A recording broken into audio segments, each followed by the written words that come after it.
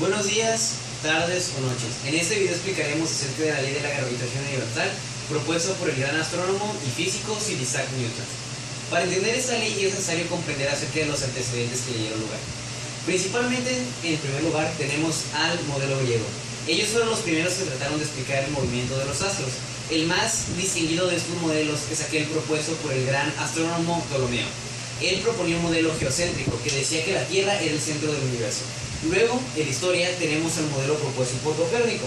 Este modelo desafiaba a los anteriores diciendo que el Sol era el centro y que alrededor de él giraban los demás astros. Este modelo fue llamado modelo heliocéntrico. Más tarde en la historia surgieron diferentes astrónomos que desafiaron esto o trataron de mejorarlo. Uno de ellos fue el astrónomo alemán Tycho Brahe. Él fue el maestro de Johannes Kepler, el cual perfeccionó ciertas leyes que permitieron entender mejor el movimiento de los astros. La primera ley de Kepler indica que los planetas describen órbitas elípticas estando el Sol en uno de sus focos. Una elipse es una figura que se consigue cortando de forma oblicua un cono. Es parecido a un círculo pero más ovalada. Una elipse tiene dos focos. Aquí hay una figura de una elipse en la cual se puede ver el Sol como uno de sus focos, el planeta dentro de la órbita y puntos trazados en la órbita.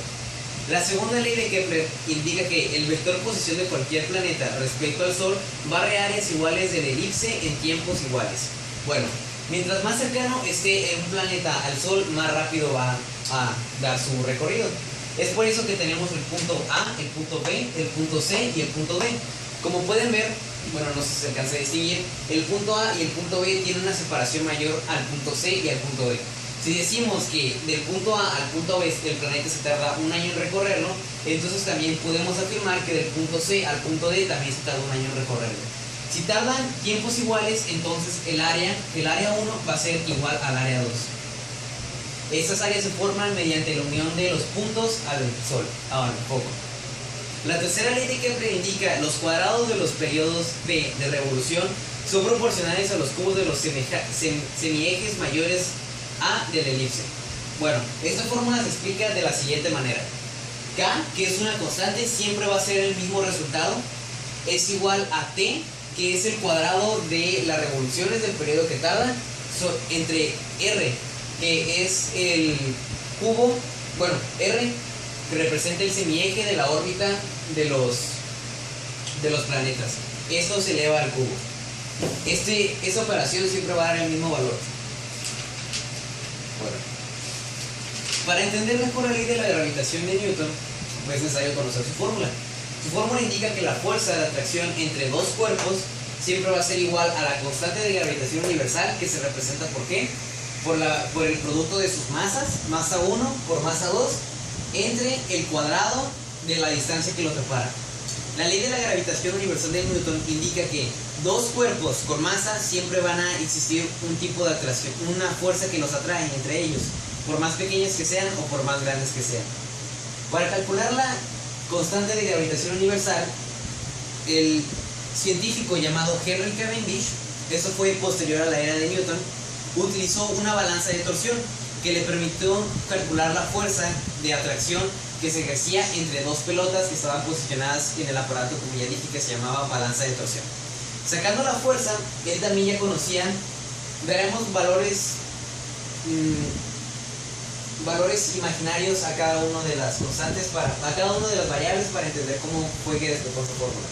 Diciendo hipotéticamente que la fuerza que él calculó fue 5, que es igual a la constante de gravedad por la masa de la primera pelota, que podemos decir que fue 2, por la masa de la segunda pelota, que podemos decir que fue 3, entre la distancia que los separaba, que podemos decir que fue 1 metro al cuadrado. Entonces ya tenemos una operación que nos permite despejar G. Lo hacemos rápidamente. 5 es igual a G, que es igual a 2 por 3, 6, entre 1, que es igual a 6. Entonces tenemos que G es igual a 5 sobre 6. Ese fue el proceso que se utilizó para despejar G. El valor exacto de G corresponde a 6.67 por 10 a la menos 11 newtons por metros cuadrados entre kilogramos cuadrados. Esto es por las unidades que se utilizan dependiendo de las diferentes variables. Algunas de las interesantes aplicaciones de la ley de la gravitación universal de Newton es el cálculo que se necesita para poner un satélite en órbita. Para orbitar un satélite se utilizan poderosos cohetes que lo elevan a una altura determinada en la cual la resistencia del aire no tendría efecto sobre él. Una vez alcanzada la altura deseada, el satélite también, por medio de cohetes, es lanzado horizontalmente. Como ya sabemos, la Tierra ejerce sobre dicho satélite una fuerza de atracción, que alterará la dirección de la velocidad, haciendo que describa una trayectoria curvilínea. Muchas personas piensan equivocadamente que, a esa altura, la fuerza de atracción de la Tierra sobre el satélite es nula o despreciable. Si esto fuera verdad, el satélite, una vez lanzado con la velocidad, seguiría moviéndose en línea recta con tal velocidad, y no entraría en órbita alrededor de la Tierra. Por lo que podemos decir que, de acuerdo a la ley de la gravitación universal de Newton, la masa de la Tierra ejerce una atracción sobre la masa del satélite y esto hace que se genere una fuerza centrípeta que permite al satélite estar en órbita con el planeta Tierra. Un método especialmente fácil para calcular la masa de otros cuerpos celestes se utiliza cuando estos tienen un satélite natural. Para hacer esto, se iguala la fuerza centrípeta del satélite natural con la ley de la gravitación universal. Esto nos queda que la masa del satélite por la velocidad que éste tiene elevada al cuadrado entre su radio orbital es igual a la constante de la gravitación universal por la masa del astro mayor por la masa del satélite entre el cuadrado de su radio, de la distancia que lo separa, que va a ser igual al radio orbital. Realizando despejes algebraicos, podemos concluir que la masa del astro mayor es igual al cuadrado de la velocidad del satélite por el radio orbital de este entre la constante de la gravitación universal. Como ya se conocen los valores anteriores, es posible calcular la masa del astro mayor.